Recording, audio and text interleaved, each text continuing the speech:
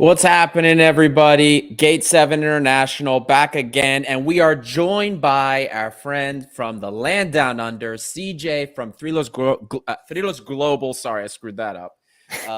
Another Olympiakos show and podcast. Follow them on Instagram at Thrylos Global and on YouTube as well. We are simulcasting together, bringing this to you, collabing. CJ, how are you doing, my friend? Good, Adi. Thanks for having me. Thanks for having Thrylos Global podcast. Sorry, Liam and Chrisos couldn't join us today, but that's all good. We're really excited for this. Thank you. Yeah, thank you again for joining. And these guys had to get up. Well, CJ in particular got up at 4 a.m. Australian time to watch this game. That's right. 4 a.m.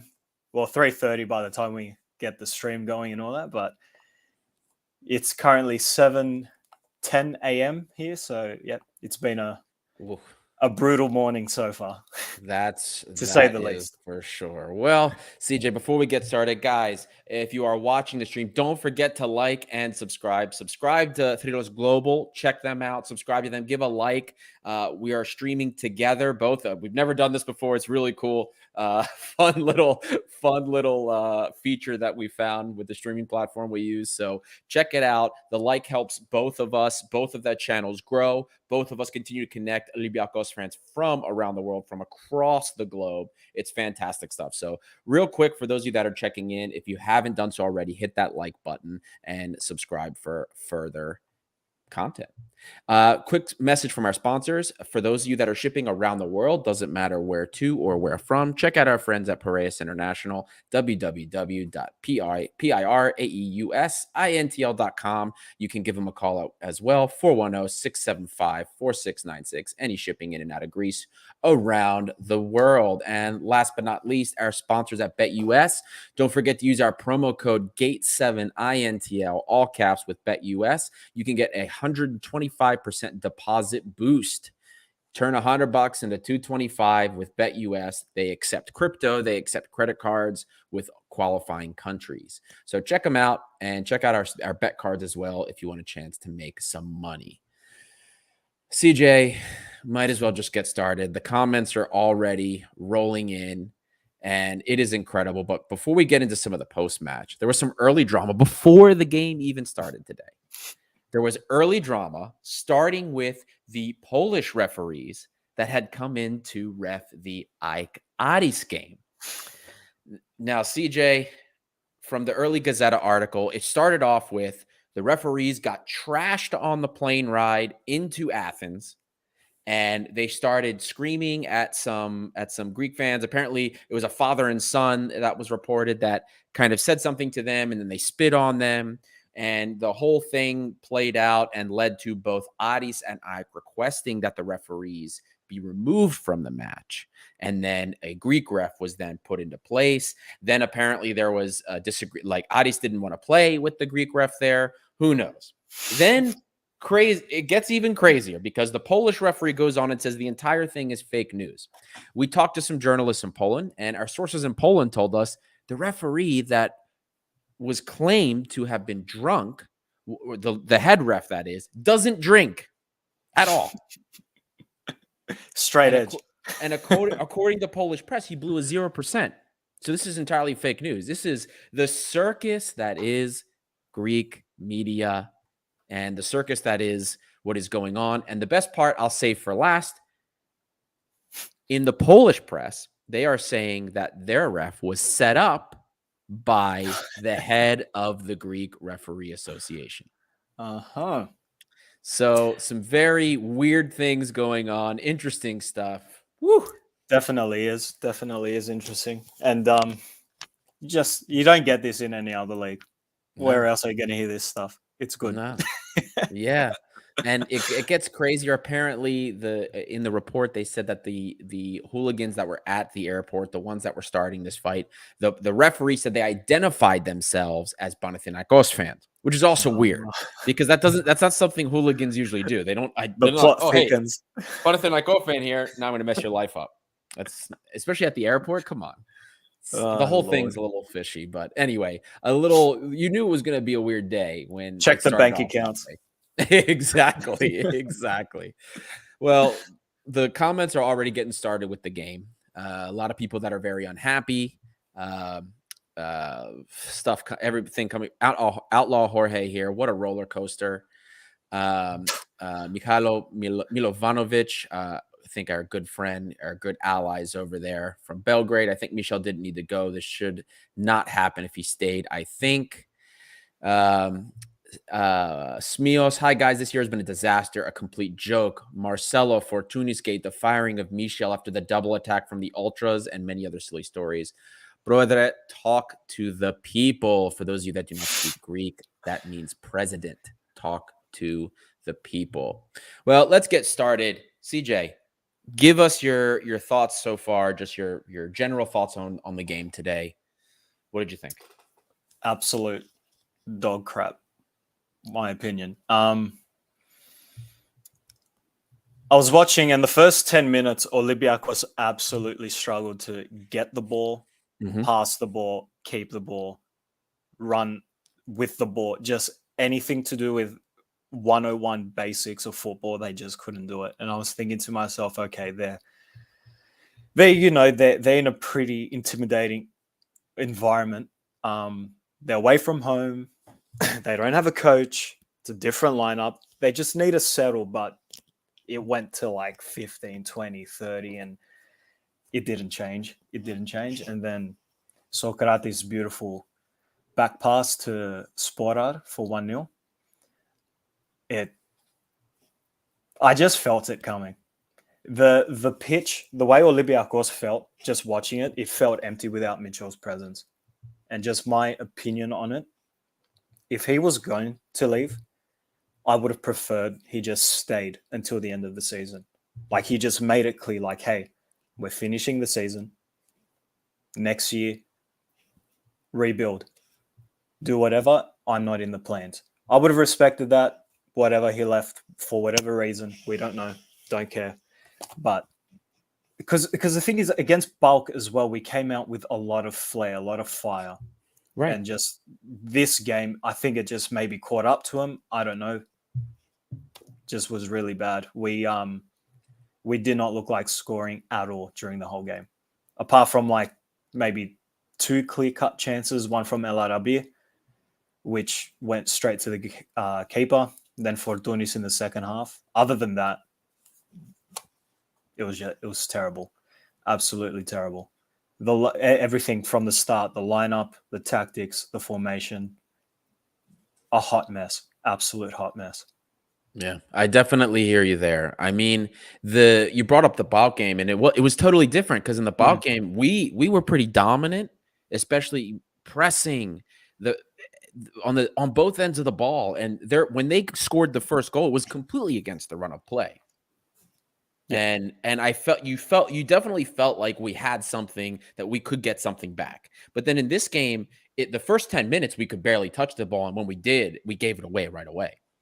After that, we started to get more of the ball, but we weren't getting a lot of great chances. Even in the second half, when things started to get moving, we still couldn't create a lot of very threatening opportunities.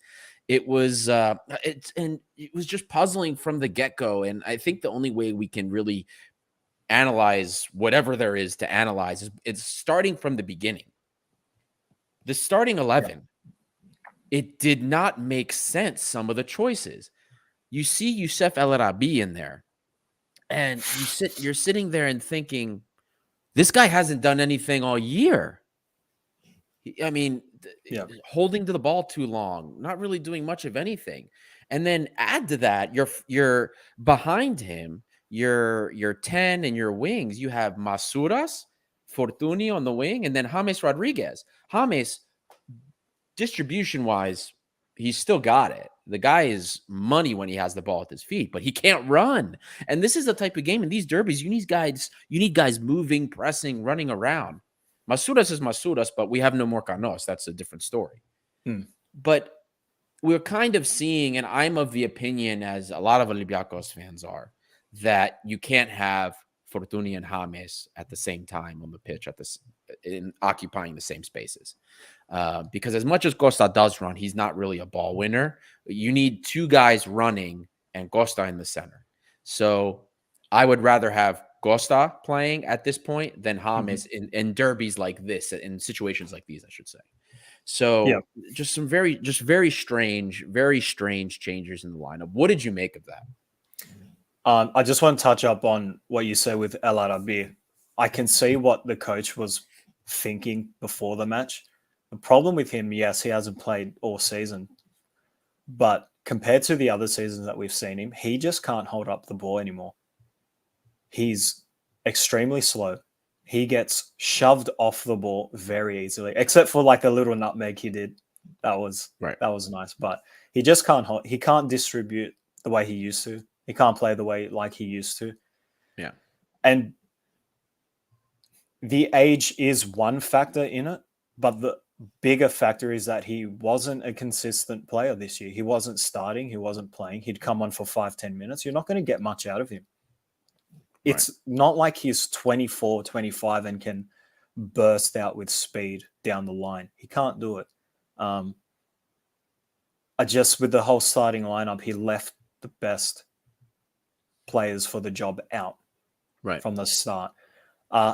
James Rodriguez, like you said, class, but he was always caught just too deep and it slowed down the play. He was caught behind halfway and you have everyone in the final third and we weren't ever going to get anything done. Even when he came off, we were just such a slow build-up play. Fortunis on the left in the first half. He was the only one doing anything. He did so much more in the midfield second half. Apart from that, Masouras. For anyone here that watches or listens to our show, I'm not the biggest fan of Masouras. Not many are. Not many are this season. Not many are. Yeah, or Chasuras, you know. Just from time to time, I like my dream time. I watch 2021 highlights, 1920. I look at Masouras, man. This guy he wasn't even that good back then, but I don't know. Martins found like a little crack in play, in tactics for him to just get on the bloody score sheet. He was just such a consistent goal scorer. Now he's a consistent kreatopita. He just shouldn't. Ahead of Pep Biel, no. Just, I don't know. Yeah. I'd prefer Vorosai over him. And that's saying something. We're seeing a lot of comments about the changes, and this is something we're talking about now. My co-host Costa, who's in the comments here, want to hear something funny. Anigo said he made the changes to freshen the team up and ensure we had speed and intensity, as reported by Greek media. So this was something else that I wanted to talk about as well. If he was resting the players, because we've had 3 games in the last 7-8 days. It's a lot. Resting players for the all-important Kipalo game against AEK, which of course we're trailing 3-0. Is that sound to you? Is that sound logic? I mean, look, for me, the Kipalos it's a wash. We put that to bed by losing as bad as we did. So for me, the league is the most important thing right now, and I'd rather put all of our focus into winning it. We had the players that we had on the bench that didn't start the game, 2 relatively informed players, I guess, with regards to Pep Biel. We can't afford, unfortunately, to be resting players like that. This is just the way it is. Every game's a final for us. We don't have the luxury. And we have another international break coming up. They'll rest then.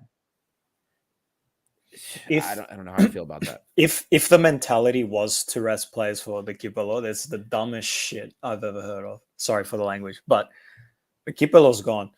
We can't do 4-0. We can't do bloody 3-0 against Lamia. We're going to do. We probably did, but I'm just saying in general. Today was such a crucial game, more than people think. A win meant equal points to Panathinaikos and I. Yep. That's what a win meant. You don't come out with that lineup or that mentality. That's pretty negative, if you ask me. We haven't beaten. I posted. We haven't beaten Panathinaikos since 17th of May 21. Haven't won against them. You don't come out like that, especially with the way we played against Bulk. He should have gone with the exact same lineup, except for Carnos, obviously. Just pisses me off, Artie. It really does. It really does. Because I don't want to think that was the mentality. We don't need to be resting anyone for Bulk. Ike. For Ike, put on the Vita. I don't know. Yeah. Gamble in that game. You don't gamble in this one. Right. And I'm with you there. I'm with you on that one. This game mattered a lot more to me than, you know what I mean? Because I can't see us, like you, I can't see us putting 4 away in the Kibalo. I can't see that. 3 even is sometimes a stretch for me against Ike, who has played better than us, even when we did beat them. It's some respects. Comment here for a question here from Nolan Lindner Fox. 2 questions asked, actually. Why didn't Ndoye play, and what WTF happened to Bututsi, the Kosovoan winger that we have? So Ndoye is not injured. I'm going to let you guys know that he's not injured. Young players, remember Ndoye did have some of his own struggles. He's a young player. They have to be managed. With young players, sometimes attitude, that kind of thing can get in the way. You know, maybe some outbursts or something like that. That's the only thing I can imagine, because he's not injured, and I'd rather have somebody aggressive like him than Socrates, who, despite Socrates being actually one of the better aerial duelers in the league so far, everything else is just he's just clearly in the twilight of his career. So as far as Ndoye's concerned, it's probably down to something like that. Remember, Ndoye hasn't signed a contract renewal. His contract's up next season. So end of next season, if I'm correct. So could also be playing into it. You know, just posturing here a little bit. As far as Bututsi, I have no idea why Bututsi hasn't been included. He is a real winger, somebody I thought maybe we could have used today. It's not like we have a lot of options for the wing, a lot of real offensive options aside from 10s to go to. I thought he would have been somebody that's very helpful. I have no idea why he wasn't included, but that's just another weird one. But who knows? I think regardless of Ndoye's availability, like, I agree with you, probably is behavioral what's happening.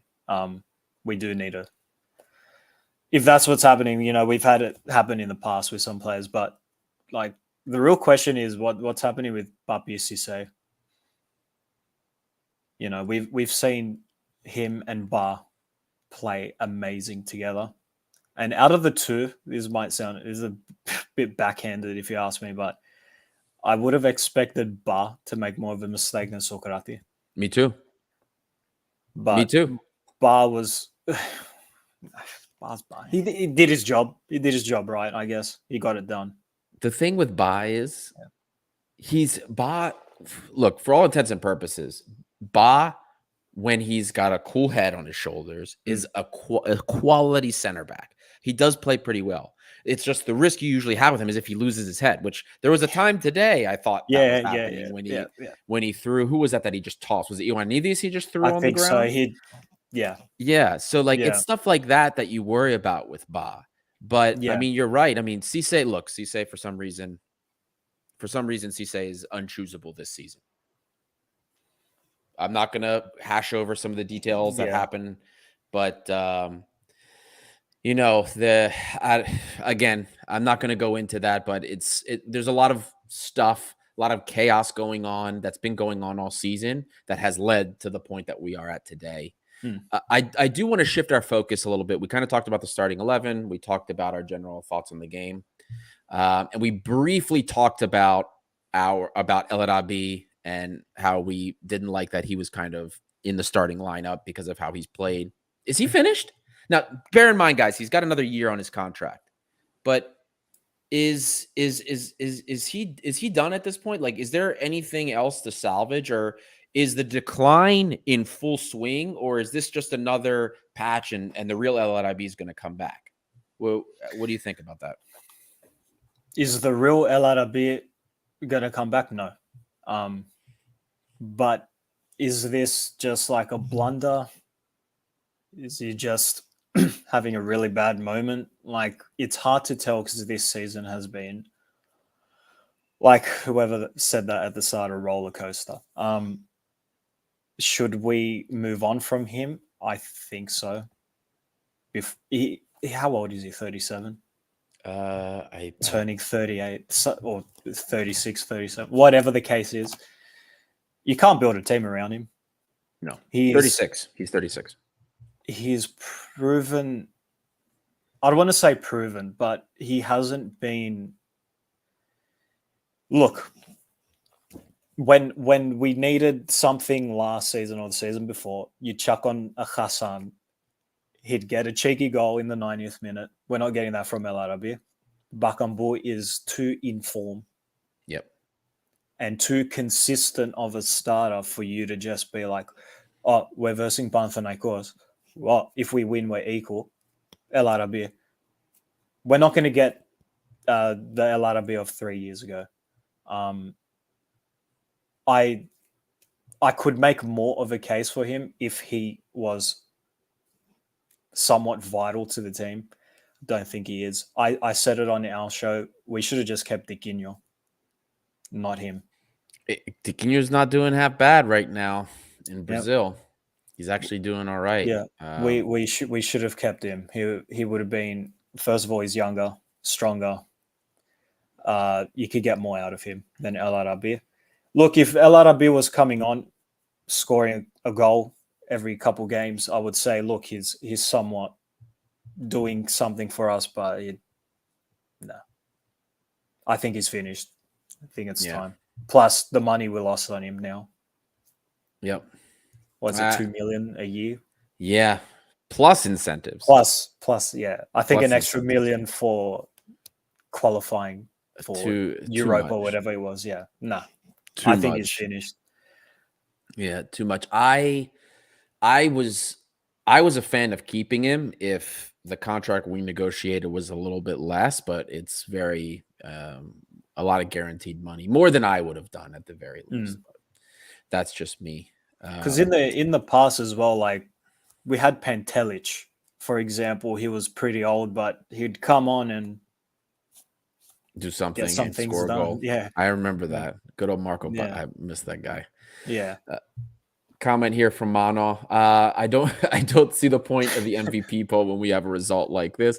Yeah, Mano, I tell you what. Tell me who you think was the least shit of the day. Who actually looked like they gave a shit? That's who you can put in the poll if it makes you feel better. I thought about that too when I did it. I almost didn't do it, but Avram Papadopoulos. We have a couple more. Let's get through some of these comments before we go into the next segment. There's a lot of stuff going on. From GS, James will not stay next year. He has class but no intensity. I'd rather Valbuena. Understandable. James hasn't taken up the +1 option. Remember, his contracts are a little weird. It was 1+1, but it's not just up to the club; it's up to him as well. The club does want him for another season. The club's been trying to re-sign him, but he's not interested. It sounds like, and if you believe what they say in Colombian media, he's trying to get a move to Turkey. A couple more comments here. Aris Galamatis. How much has Masouras contributed versus Gary? How much is he paid for it? Should he be called Masurinho to appreciate and manage him correctly? So I understand the point of this. Now, if we're talking about this season, neither one of them have really contributed that much. But I do understand the comment from as far as what Masouras has done in the past, because he is a goal threat. He's just not a real winger. We've done a lot of stat profiles on Masouras, a lot of analysis on him. The guy lives inside the box. That's the context he is successful in. You get him the ball in the box, give him a chance to finish. And this is why, and I've brought this up so many times in so many different shows, this is why Masouras is a very polarizing character, because when you are not getting the ball to him or feeding him in that manner, if he cannot finish, he's not deemed useful because he cannot do other things. He can't take players on very well. He can track back, which is an underrated thing. I'll give him that. But because he cannot do a lot of other things that natural wingers can, it is something that will continually hold his value down among other Olympiakos fans. So, I mean, the whole Masurinho thing with regards to Greek talent, if Greek talent had Brazilian names, would they be more highly regarded? That's something we could talk about. We could spend years talking about that. But there's a lot of other issues, guys. I'm going to tell you. There's a lot of other issues regarding Greek youth, issues that we've talked to coaches about, issues that we've talked to a couple of presidents and vice presidents about of other teams, and they've all said the same thing. That's something that we can get into another time. Other comments here. Nolan Lidner Fox, this is a poll I should have put up. Maybe I'll put it now. What chance do you give us to win the title now? Guys, I'm going to be honest with you as far as my opinion regarding our title chances. As even though we saw some things kind of happening that were giving us hope, I still wasn't expecting us to win the title. I thought second place was a bit of a hope. It's still not over by any means. Look, 6 points back isn't crazy. One result and somebody else drops and you're kind of back into it. But I still believe it's more likely a second place thing that we could pull off. I see us more likely to mess up again than an Ike or a Panathinaikos, for example, to mess up more, if that makes sense. CJ, how do you see that? How do you put our chances to win the title? Part of me doesn't want to put it to bed. Part of me does. Personally, I want to win the league, but as well, I just want us to play in Europe next year, whether that's Champions League or Conference League. The title race is not over, but today was not a good showing because we got to consider now, are we going to get another manager? What's going to happen with that? Because any manager that comes in now, they're going to think, oh shit, like we're in a title race. What are we going to do?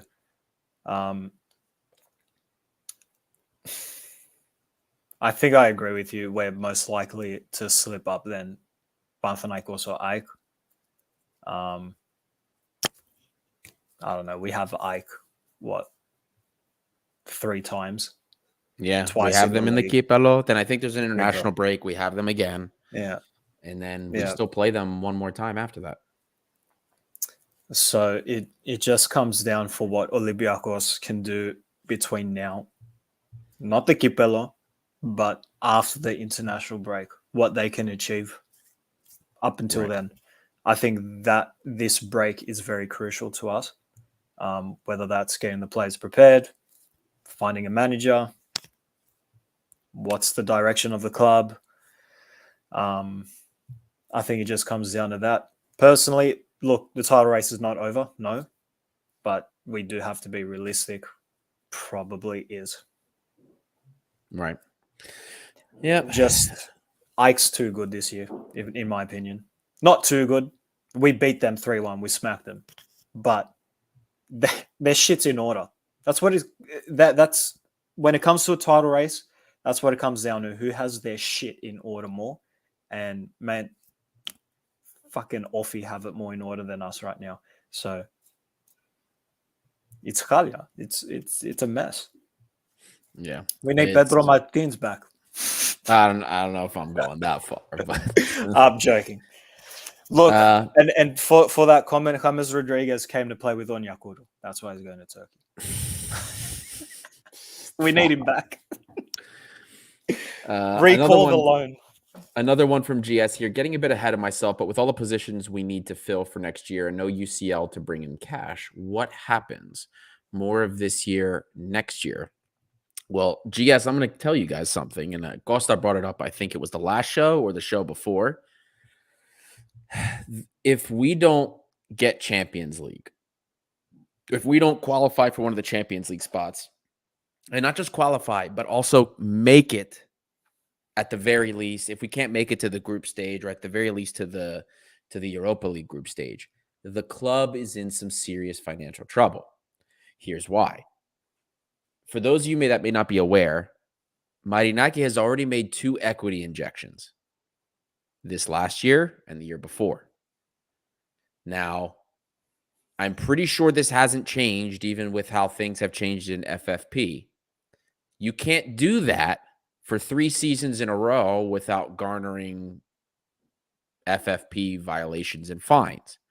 So things could doubly be difficult with Nottingham Forest. If Nottingham Forest gets relegated, we would lose that ability to kind of toss players between the 2 clubs in that respect. So it would be a bad situation. We would be forced to basically mortgage multiple players, sell players. It would be a fire sale to make sure that the books are balanced with respect to FFP, because you get a few years with which to do that. So it would not be a great situation, and it's definitely not a situation we want to find ourselves in. So there's a lot of pressure for the end of the season as far as that's concerned. Here's an interesting comment. Chris Chit, gosh, we mentioned why our players were slipping all the time in the first half. I did notice that as well. Both teams do play on the same pitch. One obviously has a little bit more practice on it. I did notice that there's only so much we can complain about pitch conditions, unfortunately, especially when it's not. I'm not going to blame the pitch necessarily for this game, especially because we gave a gift. We gave Panathinaikos a gift for this game. And some Panathinaikos fans are not happy with me because on Twitter I had said, Panathinaikos did not win this match. We lost it. And what I mean by that is, no, I'm not saying Panathinaikos won it without merit. I'm not saying anyone stole the game. I am saying that had we not made the 2 mistakes that we made, El Arabi scoring the own goal, which, what are you going to do about that? I'm not blaming that necessarily on him. And Socrates giving the gift to Sporar, this game ends 0-0. That's what I'm saying. We gifted them the match in that respect. Not that I'm saying we played great. None of that. We did more to lose this result than Panathinaikos did to get the result.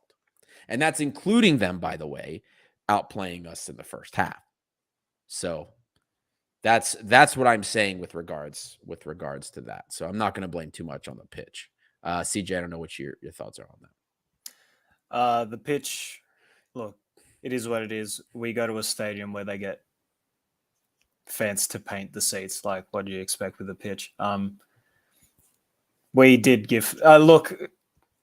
If those 2, the Socrates error and the own goal didn't happen, they could still be playing. It'd still be 0-0. I think we were way worse, making Panathinaikos look better, outplay. Yeah, they did. First half definitely they did outplay us, but it's not like they had a super clear-cut chance.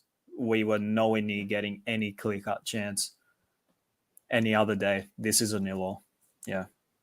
Yeah. And I honestly, I will be super surprised when the Y-Scout data populates if we registered any big scoring chance. I don't think any of them will register. So I'll be very surprised. I'll put it that way. I'm seeing more comments about Greek youth. Here's another one actually from Aris Galamatis. Buries the academy talent, brings in airport transfers, presenting all good and nice to a stupid kid that managed to get infected twice by COVID and more tragic decisions. Guys, okay. I'm going to tell you something that literally every single person that we have talked to in Greece has told us about Greek youth. We do have a crisis in Greek youth. We do. Everybody agrees that this is the case, from coaches to vice presidents to other players. And it's twofold. The first part, a lot of these Greek owners, or the owners of these Greek clubs, I should say, because they're not all Greek. A lot of these owners, when they pay to bring a player, their mentality is, I paid to bring this guy in. I need to get my money's worth. I need to play him. That's the first part of it. And the part that a lot of you seem to have caught on. This is 100% true. The second part, and this has been brought up by Luciano, as mentioned by my co-host Costa, and it's been brought up by, again, vice presidents we've talked to, other coaches, and other players as well. There's a problem with Greek youth.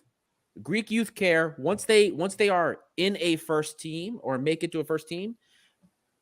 The saying is they care more about the type of iPhone they have, getting the newest iPhone, sitting at Nalu, so to speak, and talking to women. This is the mentality of a lot of these Greek youth. Now, I'm not saying that that's all of them, obviously, but this is, by and large, what every single person is saying about Greek youth. Now, if you want to look across Greece and you want to talk about who's doing what correctly, right now, the team that seems to be producing Greek talent at a faster rate, at a better rate than everybody else, it doesn't matter what you say about the talent, but the team that seems to be producing them at a better and faster rate than others seems to be PAOK. Okay? Be that as it may. My iWatch is talking for me. but this is what all of these people, and we're not talking just people from Olympiakos. We're talking about coaches and presidents of teams in the second division across Greece. They all say the same thing. That is the point I'm trying to make to you guys. Follow up here from Aris Galamatis. Ari, what you say applies to Doya, Drutsos, Vrusai, Tsimikas in particular. I'm just telling you what we have been told by everyone. Now, Tsimikas, we've also heard Tsimikas is a different story. Hard worker, busts his ass all the time. I do not believe that applies to him. I couldn't tell you about Doi Adrutsos and Vrusai and Tsimikas. Doi Adrutsos Vrusai. I'm just telling you what we have heard in general about Greek youth. In Doi in particular, I brought up earlier about some issues attitude-wise on the field. Possibility with him. Vrusai and Adrutsos, all I can tell you about Vrusai and Adrutsos in particular, come on.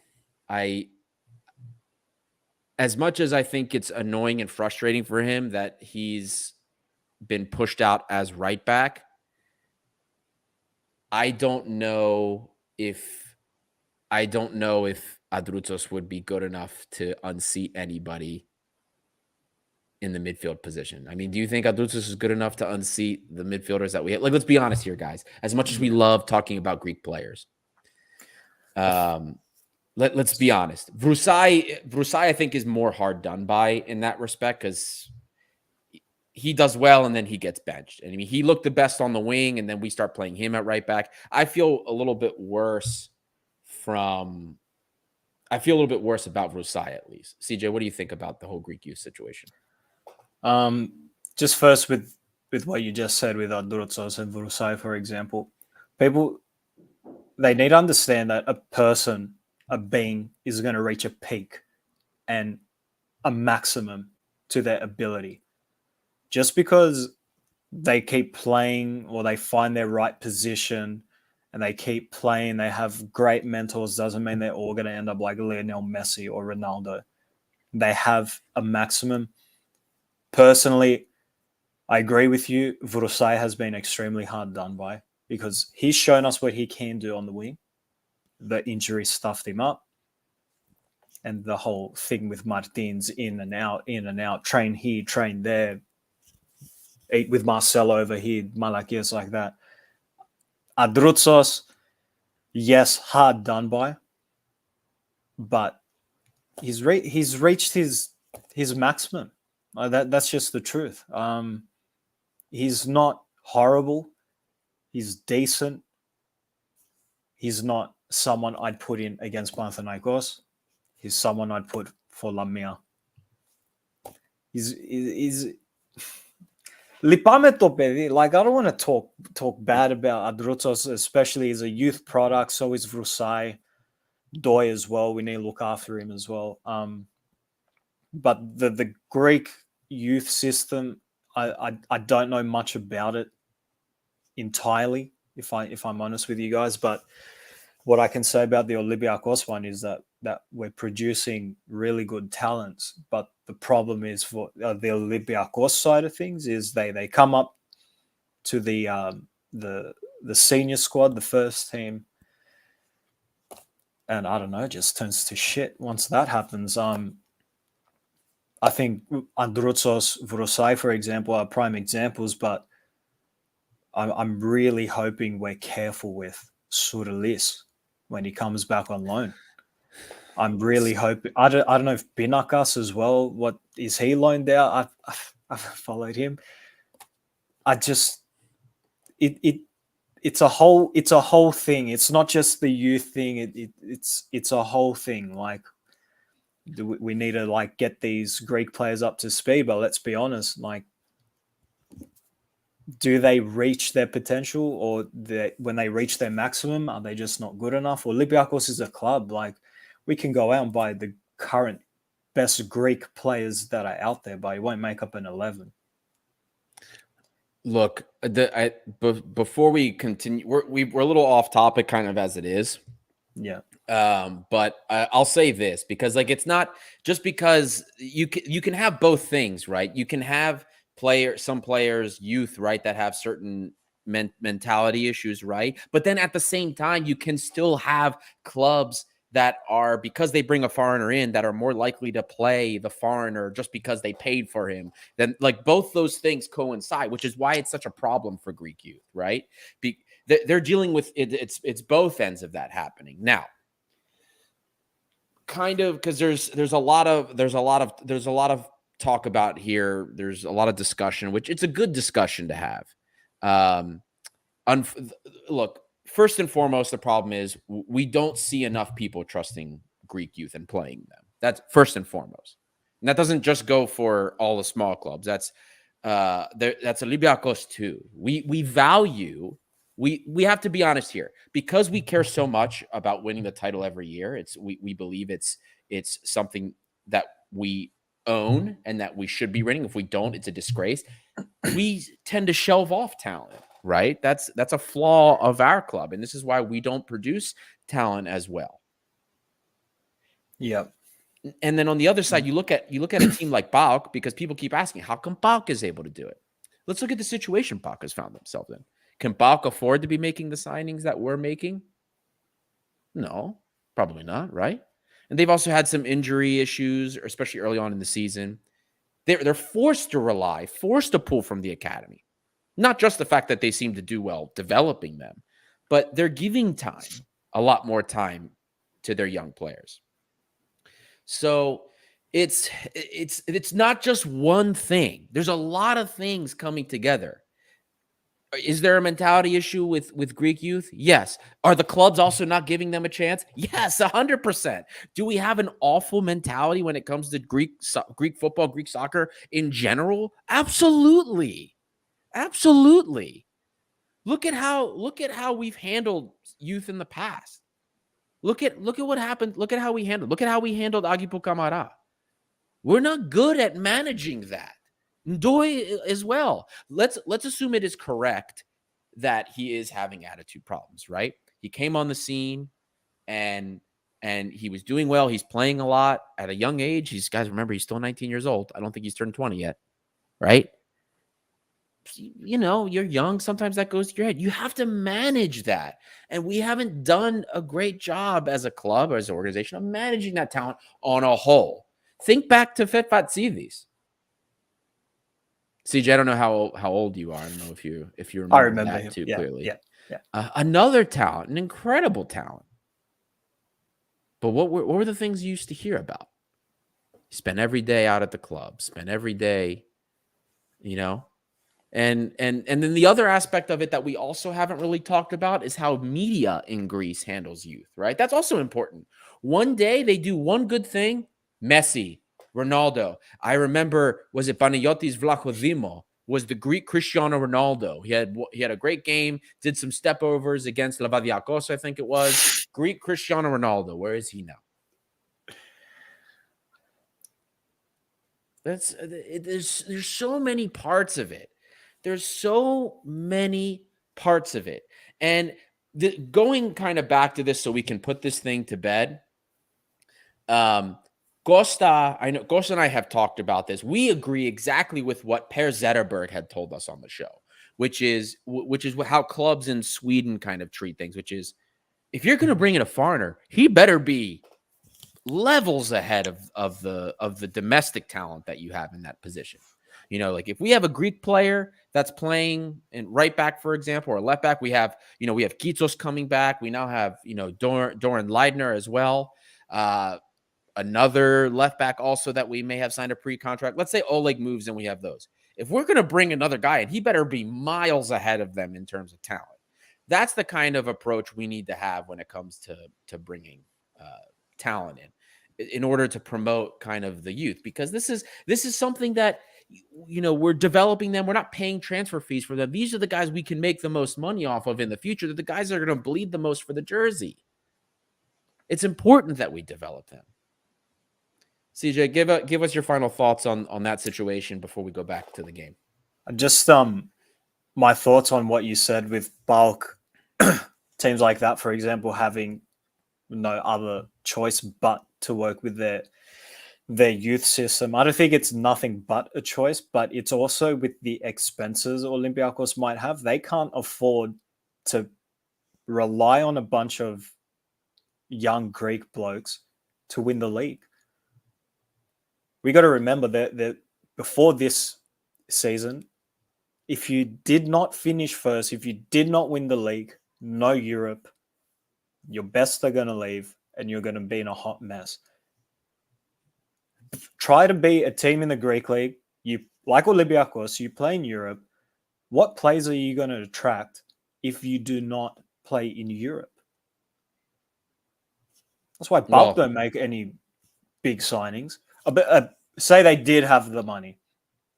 They finished fucking before they won the league a few years ago. Do you know what Bulk were in the early 2000s? They were nothing. Paparia, what are they going to do? Of course they can sit back. Okay, we need to look at this. Let's work on the youth. Like there was a comment I saw by Aris Galamatis. He said something about bringing in Marcelo and all these old players while we have young people to work with. I agree with him. Marcelo was good for exposure for the club. I agree with that move 100.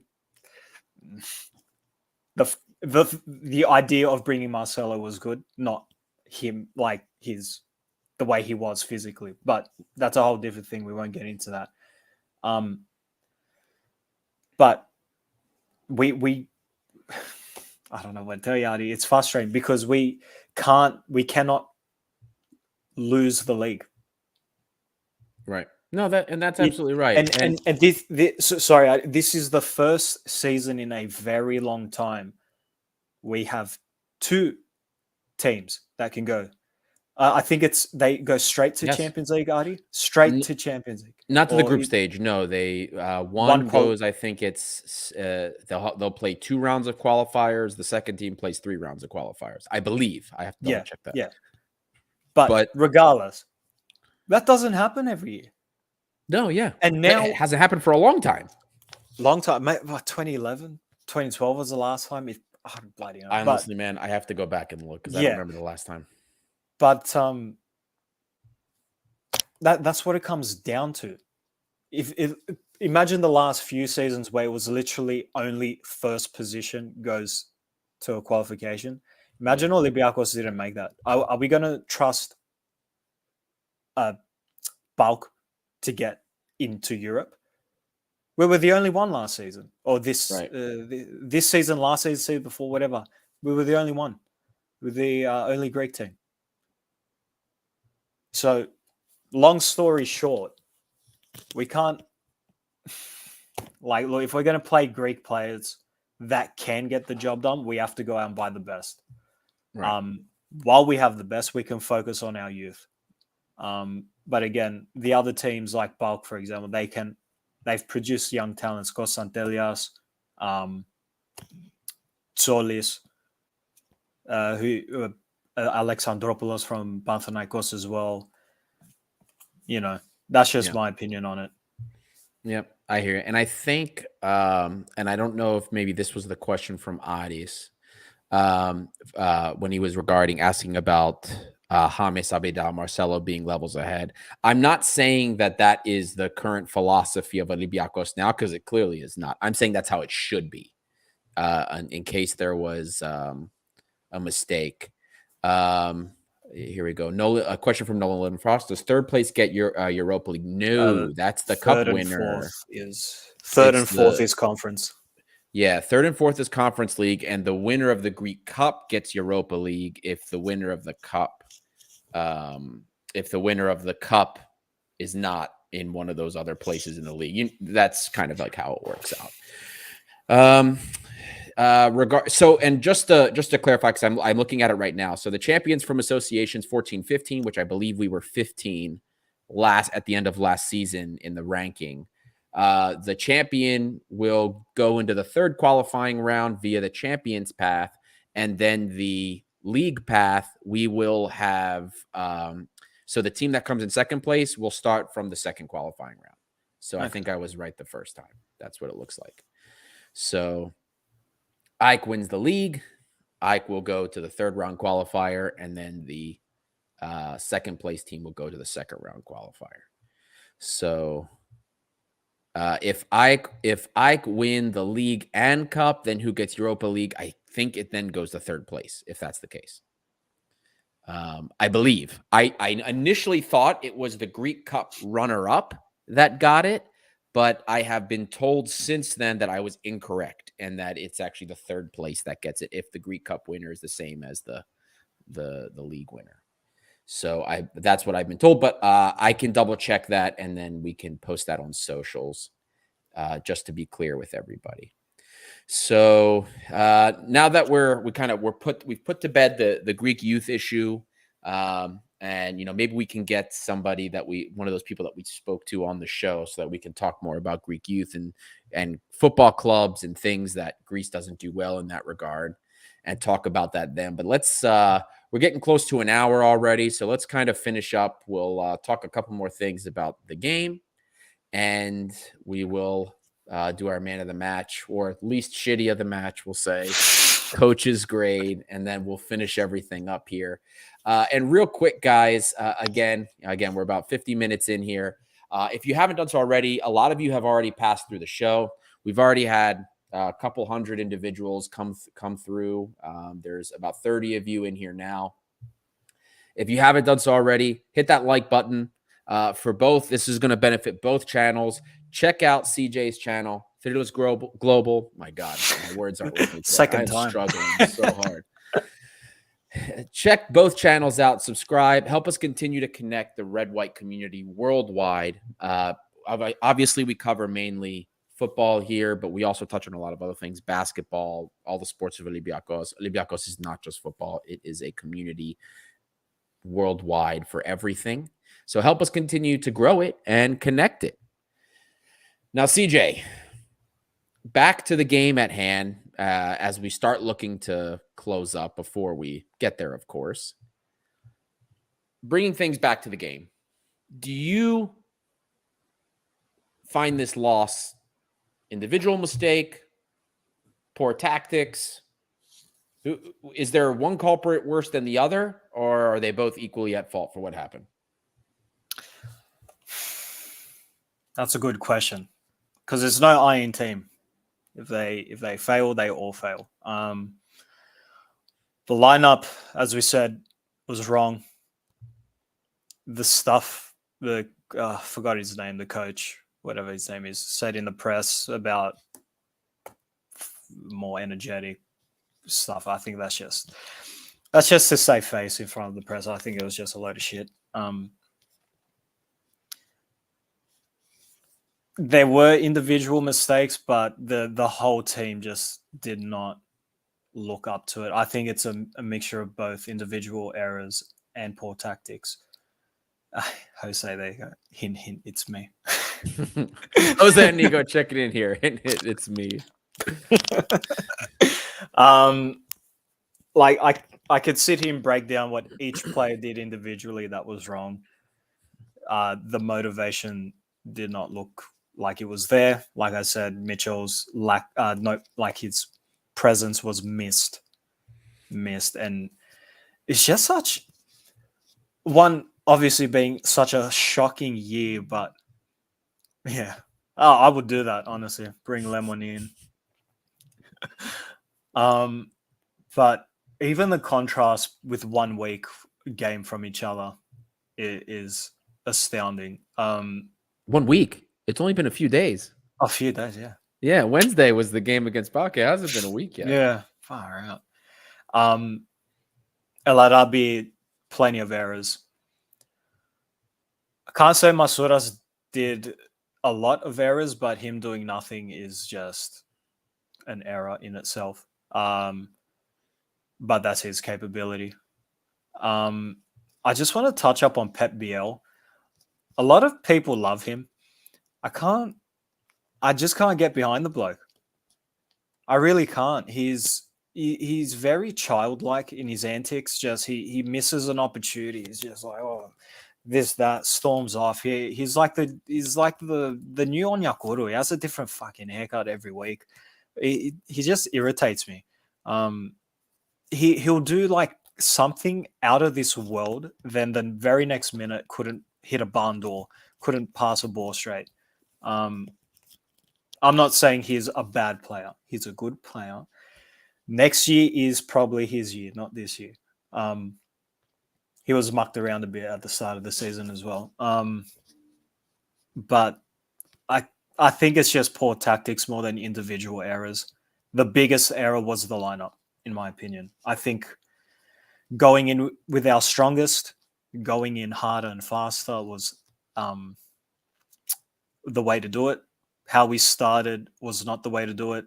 Socrates' individual error set the pace for the rest of the game. We were never going to come back from that. That was just my opinion.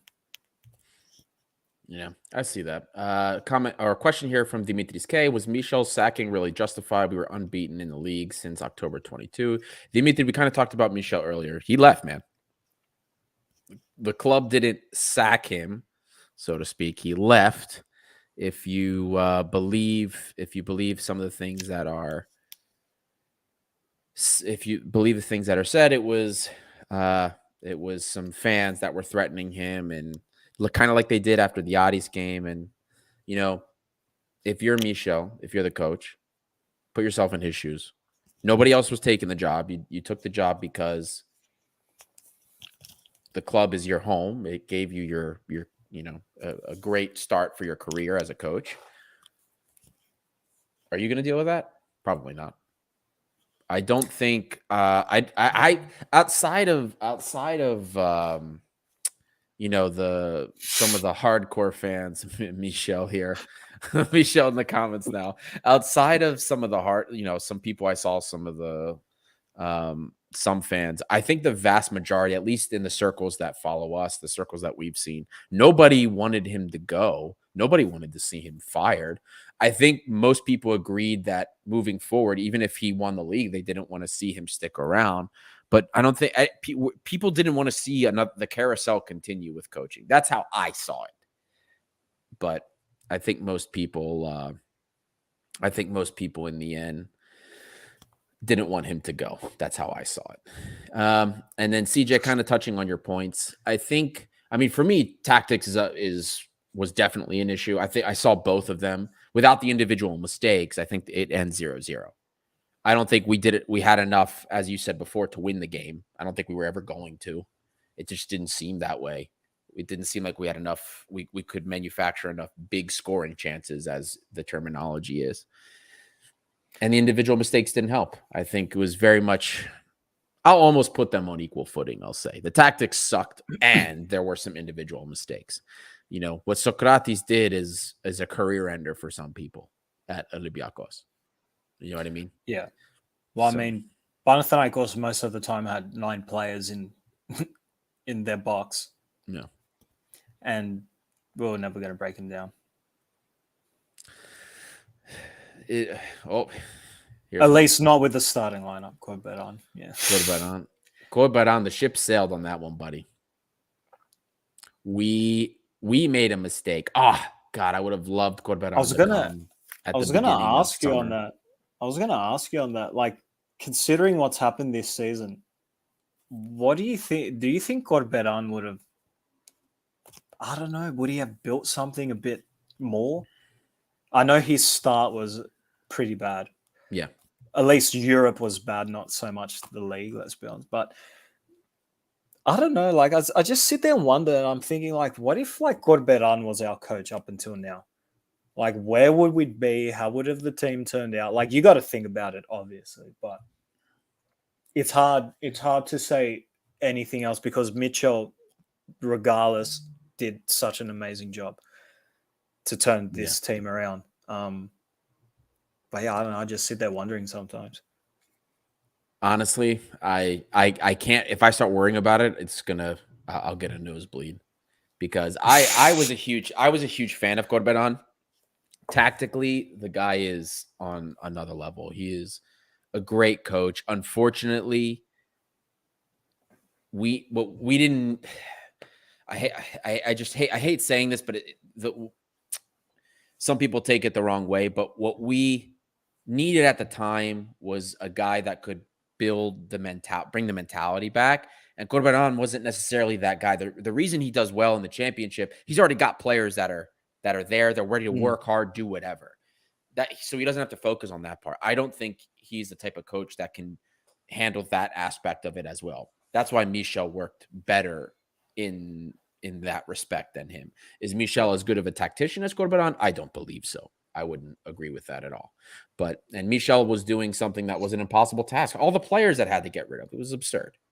I think Corberan, like, for sure, I don't know how this season would have turned out. I don't think it would have turned out well, but I for sure believe that if we managed to keep him and he had the rest of the summer, that next season would have been something else. Because Corberan's that type of manager. That's how I saw it. But anyway, unfortunately he's doing pretty well in the championship, and I don't think we'll ever see him again. Nope. Well, CJ, we're an hour in. It's about that time. I know with the loss, it's kind of tough to do something like this, but man of the match coach's grade. A lot of you guys have already voted in the poll that we put here. Just tell us who your least worst player was of the game. If you don't want to give a man of the match, who did you think, if anybody, put us in a position to win the game? And if you don't like a choice that is in the poll, you can add one yourself. Just let us know. You have about a minute or so before we go to the poll and say who the fans voted for with everything. CJ, get us started. You're the guest. Who would be your man of the match? Who's the least worst player of the day? And what is your coach's grade? My two least worst players of the day is Fortunis and Rodinei. If I had to choose between, look, it's hard to choose one because first of all, it was so bad the whole time. We talk a lot about Fortunis and how great he's been and his physical condition and his performances. So I think this one I'll take Rodinei. I think he's he's not talked about a lot. He's actually solid. The most solid right back since El Abdelawi, and dare I say, better than El Abdelawi. That's a debate for everyone else. So I'm going with Rodinei. Coach's grade. Adi, I know you guys use letters. You can do numbers if you want, 1 to 10. It don't bother me. We don't really do that in Australia. So 1 to 10, what I'd do, I'd give him a 3. I give him a 4. He's put in such a shit position. And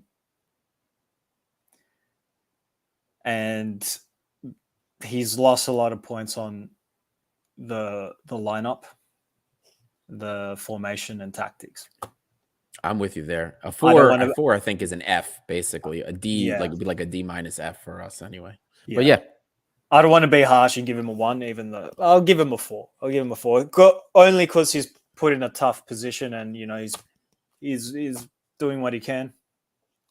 Can't fault him, obviously, but 4. But you're still about giving you, him an Artie? F. Yeah. You're still giving him an F. I feel bad, but still sucked. In my head, at least with the numbers, it's like, okay, 4 is 1 from 5, which is half of 10. So you're not too bad from half. I see. I hear you. 4.5. So man of the match. Is that a D? I hear you. Yeah, I hear it. That's like that would be like a D. Yeah, that's how I would see it. Because like for me, the way I look at it, it's like obviously 9, 10 is an A, 8 is a B, 7 C, 6 is like C minus, and then Right. 4.55 is like D minus. There we go. F 4.5. is, you know what I mean? So, man of the match for me, I'm trying to again, I always put this as the players that put us into that I think put us into positions to win. I thought Costa had a couple of great balls for us. I thought he did. I love seeing him track back. Anytime we see him play these games and he's running back and forth, I don't care how slow he is. He's actually making the effort to track back. All the people that still seem to think Kostas Fortounis is a lazy player.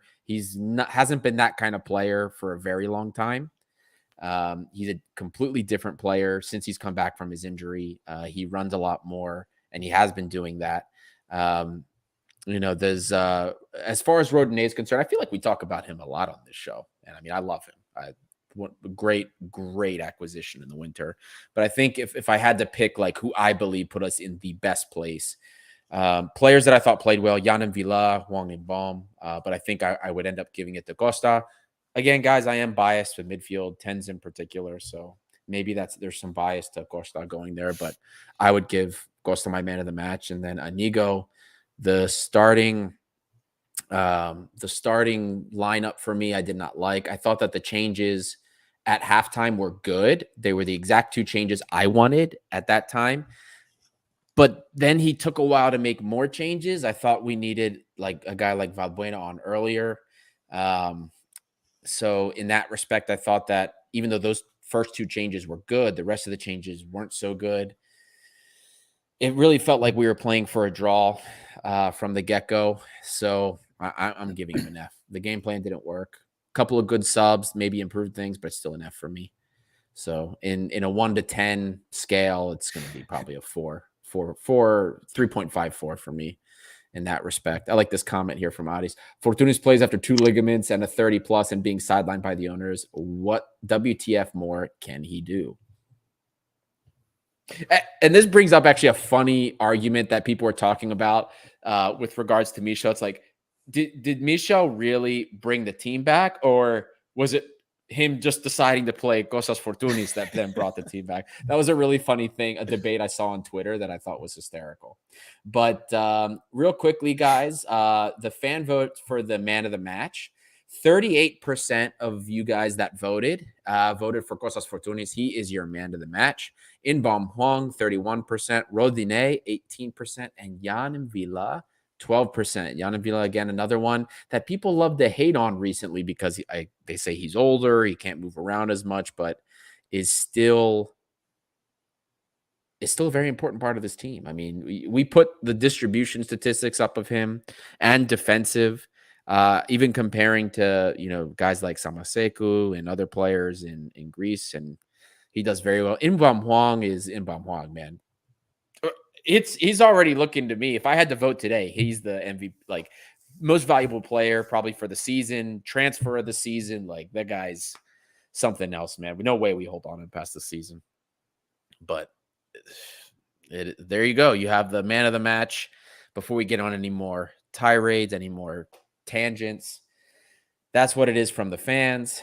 CJ, do you have any other thoughts for the game? On the game, no. I think we said it all, but before Aris Galamatis throws more shade at me. I don't know if I've been misunderstood, Aris. I think we agree on a few things, but I'm happy we agree on Rodinei, man of the match. Yeah, you and Aris are going to be best friends. I can tell. Oh, I could tell. Yeah, in Huang Inbom, I'd say he's up there for MVP. Even though, well, maybe Fortunis as well. Yeah, this like a newborn Fortunis version that we have is really good. Don't give Really me good. ideas. Don't give me any ideas, my friend. Yeah, I don't know. And Villa, look, and Villa is getting up there, but what you prefer Pierre Kounde? Come on, the guy's fucking solid. Yeah, that he is. That is. Well, boys and girls, it's that time. CJ, again, before we wrap up, tell everybody where to follow you. If you guys have anything coming up, you just did a big interview with Matt Derbyshire, right? That's right. We had Matt Derbyshire couple last week. I'm losing my days already, but we had Matt Derbyshire on. You could watch it on YouTube. You can listen to our stuff on Spotify as well. So please make sure to follow us there. Subscribe to us on YouTube, Thrylos Global. We're also on Instagram. We use Instagram the most. So you can follow us there, Thrylos Global as well. We do have a Facebook, but please like it. We don't really do much on there, but a Twitter probably will be coming soon. But for the time being, definitely YouTube and Instagram is the way to get in touch and follow us. Fantastic. Well, you heard the man. You know where to follow him. You know where to find him. Like, subscribe on YouTube. It helps both of our channels, and it helps us continue to connect the red and white community. So thank you guys for listening, especially those of you that made it this far. This is Gate 7 International and my boys in Australia, Thrylos Global, joining in by the fans, for the fans. We'll see you guys. Thank you so much, guys.